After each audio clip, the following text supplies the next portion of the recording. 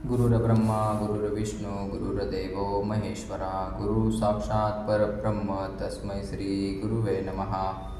माझे सद्गुरू श्री चंद्रशेखर प्रभू यांचे अनमोल विचार मी तुमच्यासमोर मांडित आहे. कृपया तुम्ही लक्ष देऊन ऐकावे. जोपर्यंत शरीर व जगत यांचे भान असते तोपर्यंत पुढील अभ्यास अवश्य करावा. 1. परमात्म्याच्या कोणत्याही नावाचा जप करावा. 2. मी शरीर, इंद्रिये, मन, बुद्धी नाही, उलट मी आत्मा आहे, सर्वांचा साक्षी आहे, सर्वांहून असंग, निर्विकार व अविनाशी आत्मा आहे, या प्रकारे सतत चिंतन करावे. 3. देव, ब्राह्मण, गुरु व ज्ञानीपुरुषाचा आदर सत्कार व सेवा करावी. पवित्र राहावे. मनाचे विचार, वाणी व आचरण एकरूप ठेवावे. ब्रह्मचर्य पालन करावे. कुणालाही दुःख होईल असे काम करू नये. 4. सत्य व प्रिय वचन बोलावे. 5. सदा मनाला शांत व प्रसन्न ठेवावे. जे कराल, जे बोलाल ते प्रसन्न व शांत मनाने करावे व बोलावे. घाबरणे, क्लेश व विवादाचा पूर्ण त्याग करावा. सदा सर्व अवस्थेत व सर्व प्रसंगी ज्या प्रकारे मन प्रसन्न राहील त्या प्रकारे वर्तन ठेवावे.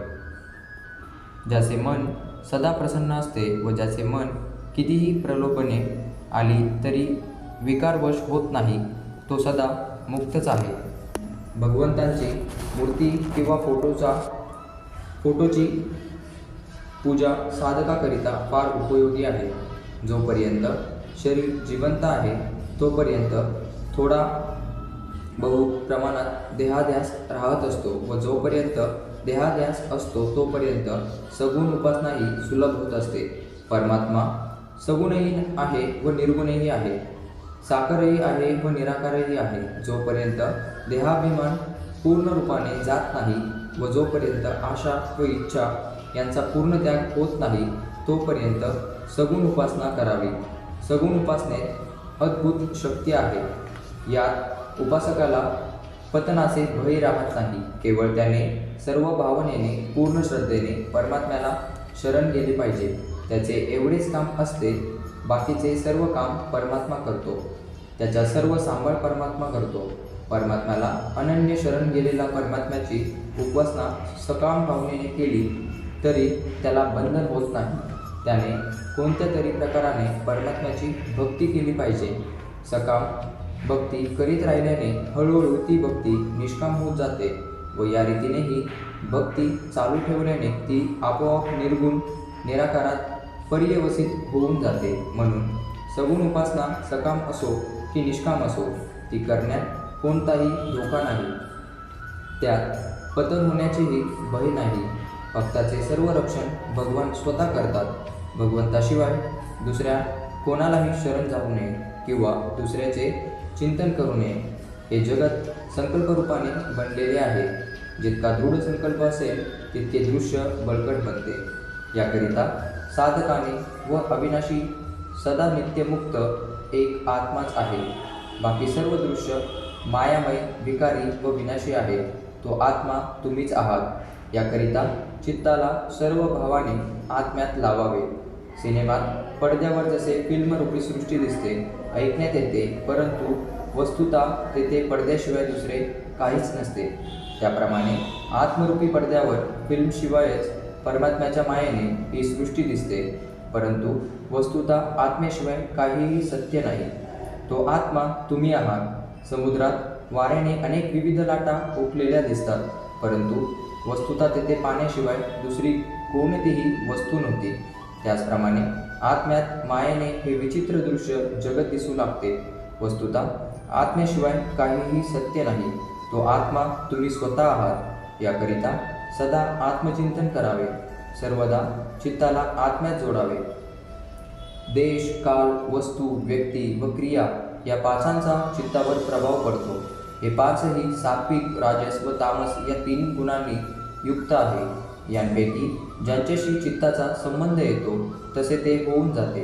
याप्रमाणे चित्त सात्विक, राजस व तामस प्रकृतीचे बनून जाते व ज्या प्रकारच्या संस्काराने युक्त होते तशी तो क्रिया करतो. याकरिता चित्ताला आत्मज्ञानाची इच्छा करणाऱ्याने सात्विक संस्काराचे सेवन करून सात्विक बनवावे.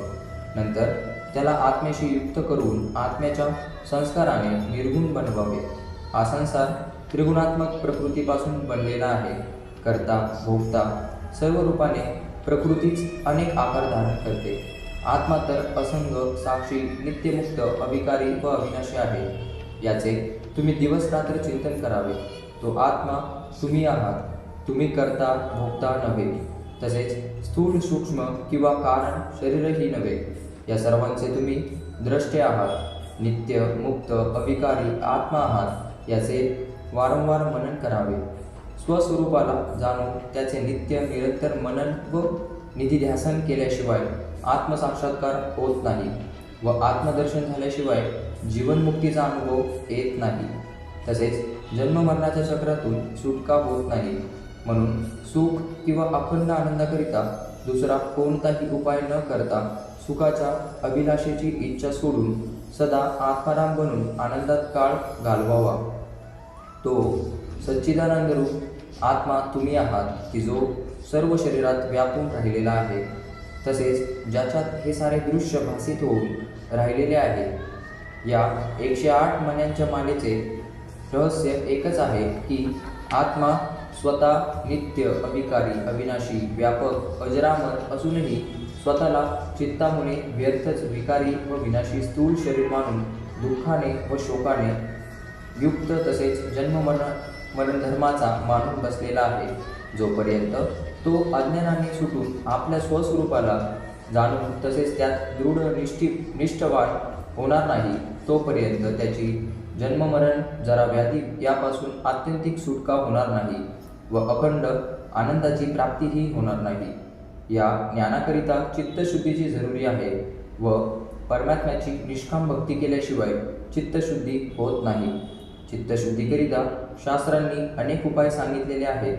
त्यात सात्विक आहार, सात्विक वस्तूंचे सेवन, शास्त्रविचार, सद्गुरूंची सेवा, परमात्म्याच्या सगुण साकार रूपाची किंवा फोटोची भक्ती, नामजप व कीर्तन, प्राणीमात्राला आत्मरूप समजून त्यांच्याशी तसा व्यवहार करणे, सत्य व प्रिय भाषण करणे, मौन, एकांतवास, प्राणायाम तसेच चित्ताला संकल्परहित अवस्थेत ठेवण्याचा अभ्यास, दया, मैत्री, करुणा, शांती, क्षमा व धैर्यपूर्वक सर्वदा आत्मचिंतन करणे वगैरे मुख्य उपाय आहेत. त्यांचे सदा सेवन करावे. सदा चांगल्या भावनेचा संकल्प करावा. या दृश्य जगात सुख मुळीच नाही. सुख दिसते परंतु भोगले असता परिणामी पदरात दुःखच पडते. जसे कस्तुरी मृगाच्या बिंबीत कस्तुरी असते व त्याचा सुगंध त्याला येतो, परंतु त्याला हे कळत नाही की हा सुगंध कोठून येतो. या कारणाने वणवण करीत कुठल्या तरी गावात कस्तुरीचा शोध करतो, पण ती त्याला दुसरीकडे मिळत नाही. ती तर त्याच्या बिंबीत असते. तो व्यर्थच दुसरीकडे शोध करतो व थकून दुःख भोगतो. याप्रमाणे चित्त आनंदाला शोधित फिरते. आनंद स्वरूप आत्मा तर चित्ताच्या आत आहे. त्याला न जाणून जगातल्या प्राणी पदार्थात आनंदाला शोधतो, परंतु दुसरीकडे ते नसतेच. मग त्याला मिळणार कसे? प्राणी पदार्थ जे संकल्पाने बनलेले आहेत ते विकारी व विनाशी आहेत. त्यात आनंद कसा असणार?